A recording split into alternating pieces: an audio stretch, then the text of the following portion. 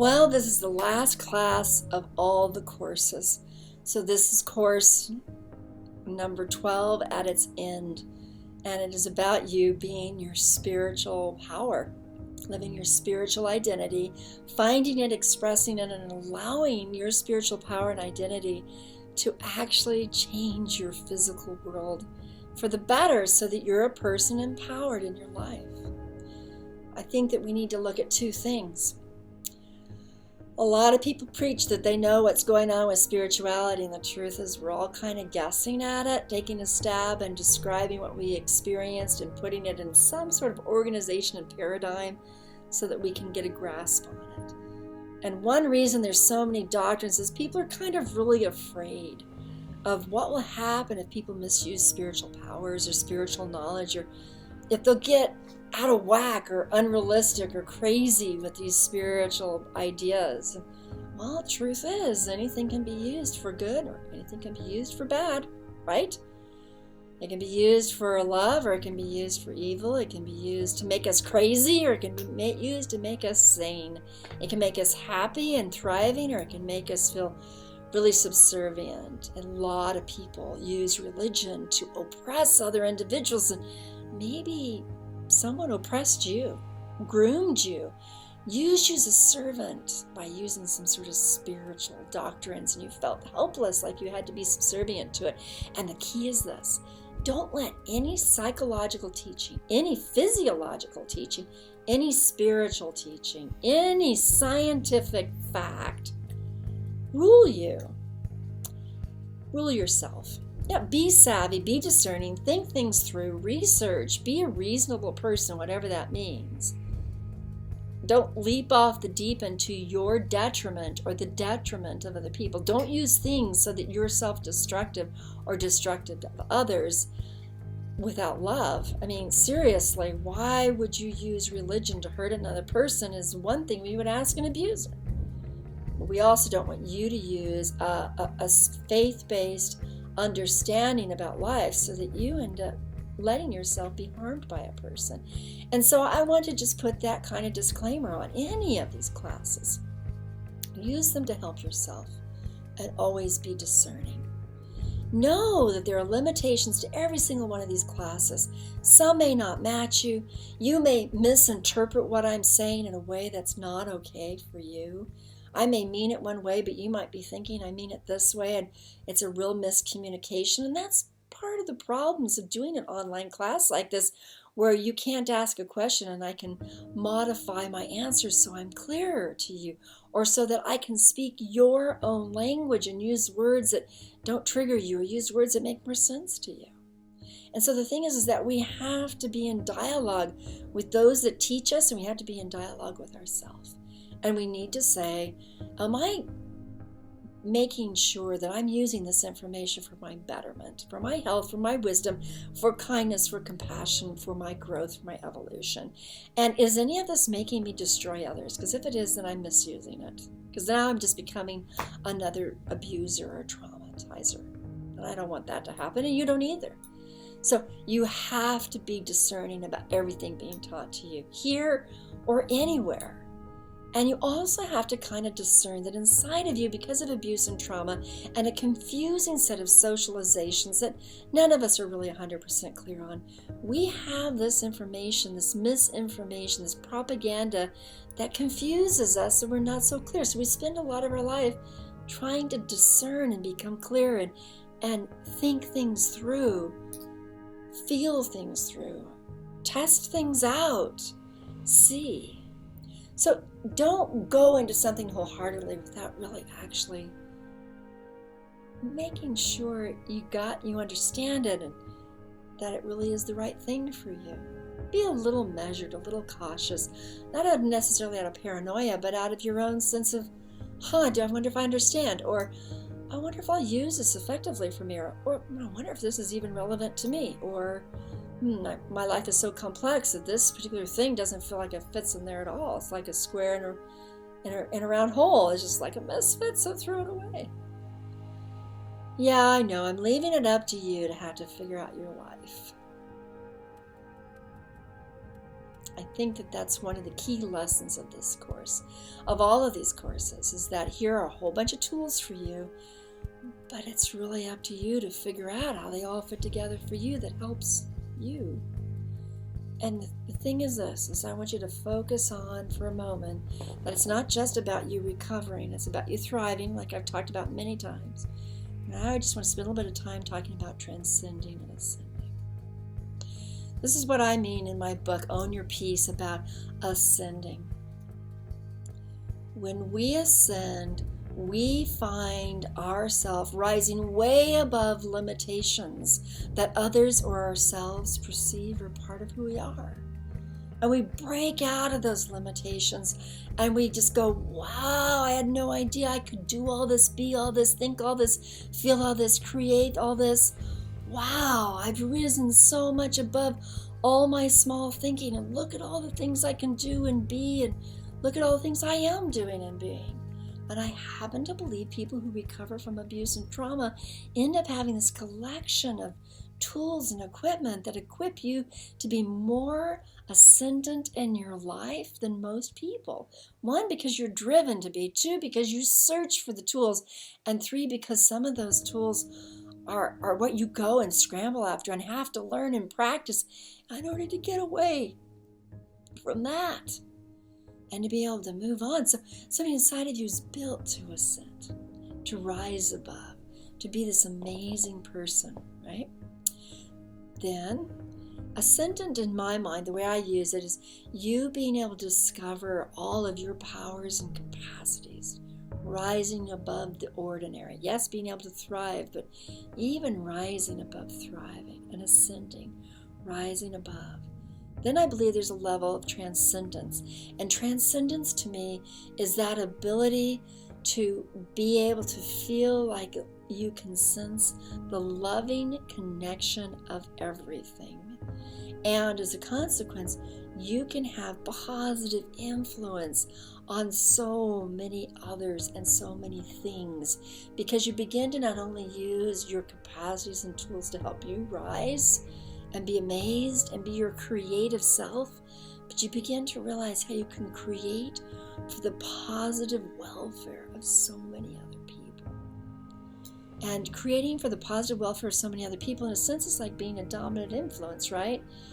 And we could say that that's okay, because a dominant influence for the betterment of everyone is a good thing, right? But one of the things you realize when you're transcendent is that, wait, everybody wants to be their transcendent self. Everybody wants to be their ascending self. Everybody wants to be their thriving self. Everybody wants to be their recovered self. Everybody wants to be their surviving self. Everybody wants to escape abuse and trauma and zoom up. And that since everybody would like to be their own dominant influence and live in this world, now there's this experience of coexisting with other creators. So that it's not like ours is the only thing that influences and dominates, and that ours is the only thing that's good, because we give that up. We're no longer into ours is the only way. It's like there are so many ways of sharing, creating amazing. And it's in that sense of, wow, I'm going to contribute what I have. And I'm going to give it and share it and offer it. And so are these other amazing transcendent souls.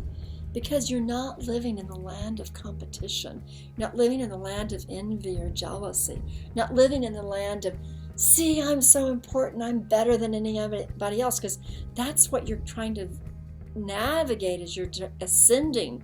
It's like, well, wow, I'm pretty amazing. I'm even more amazing than them. And then a part of you goes, wait a minute, I don't want to be more amazing than them. I want everybody to be amazing. And that thought is the transcendent thought. I want everybody to be amazing in what they create. I want everybody to be amazing in what they are able to rise to. I want everybody to be amazing in what they contribute to the everything of all of us. So there are many mansions, and you have your mansion. And I look forward to visiting your mansion And I look forward to you sharing the wonders of your mansion once you've really been able to grasp your own amazing transcendence. And that's why we end this whole series on spirituality, because this is, yes, about you recovering from abuse and trauma, but it's also about you moving through abuse and trauma recovery to thriving, to ascending, and to transcending. And isn't that a weird perspective to have? Because now think about this. From that transcendent perspective, you can look at that abuser and trauma person, whoever did it, and you can know that they were a dominant influence in your life that was cruel and awful. And you can be angry and despising what they did and how they treated you. And that would be a realistic perspective that can motivate you into healing and self-protection and discernment. Absolutely. And so you accumulate that ability to discern and free yourself and escape and to avoid and to learn and to move beyond and to not let that type of influence in your life, because you become your best dominant influence in your life. Not all the time, not 100%, or maybe. But you can begin to see where they're coming from. But when you're transcendent, you can look at them and go,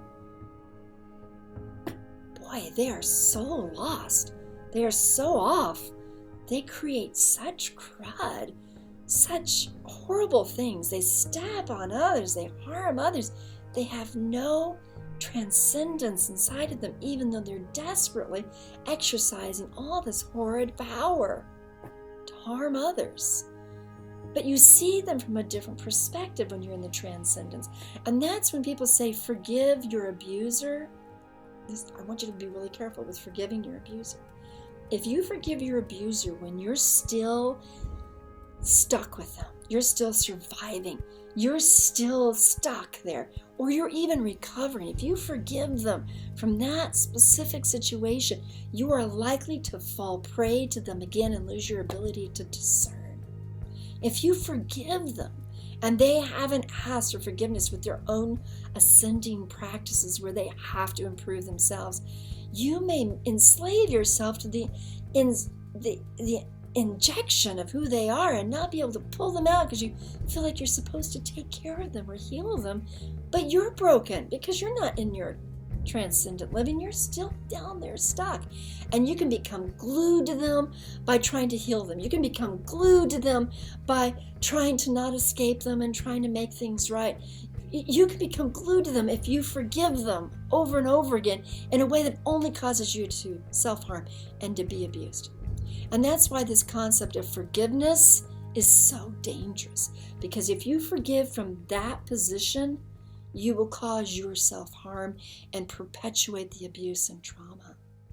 But once you've really worked, and I mean worked, not just like, oh, I feel like not having that perspective anymore.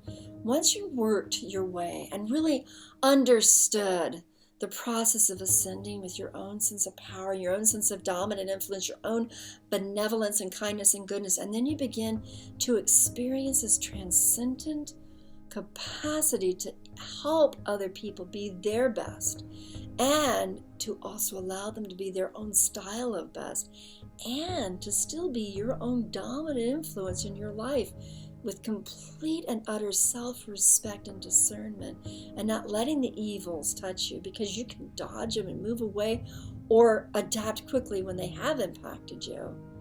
When you're here and you look down on that person, and I mean literally down, you look down from this transcendent perspective on that person, how completely powerless they are in your life now. They no longer have any more power over you when you're in this transcendent space. They have no more influence over you. You can still feel the harm. You can still know what they did to you. You're so clear on the facts and the experiences of it. But you've risen above your experience to create this whole nother thing that you are, and looking down on them when they have no more power, influence on you on any level, not physically, not psychologically, not pragmatically. And you look down on them, you go, wow, they are hideously, pathetically low and evil and in the dark energy, and oh, how very decrepit and sad that is.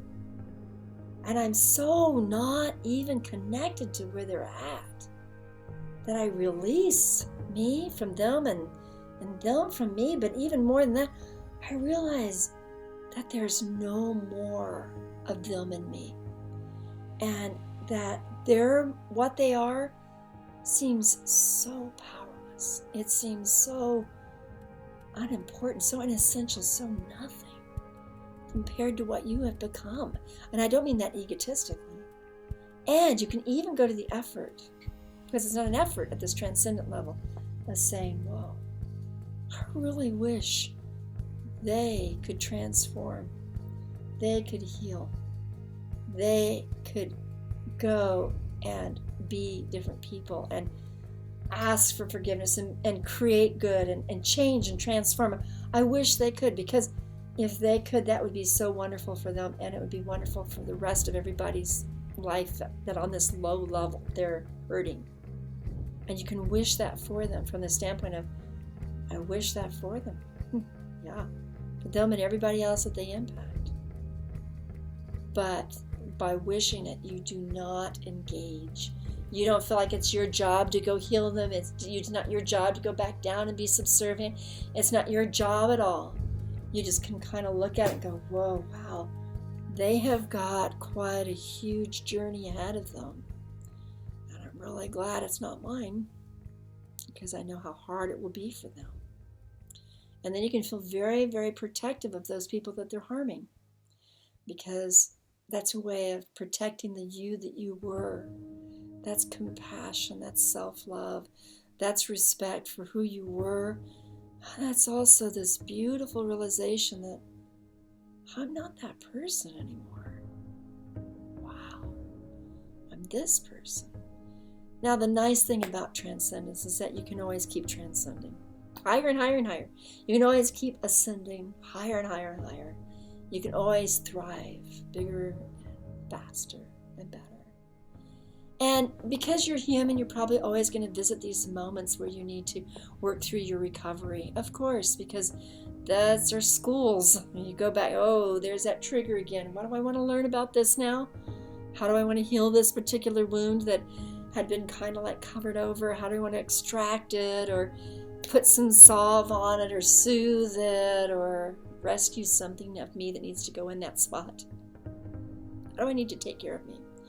And that's a beautiful way of responding to the recovery self that emerges in the moment, while you're also experiencing being the transcendent self that you are too.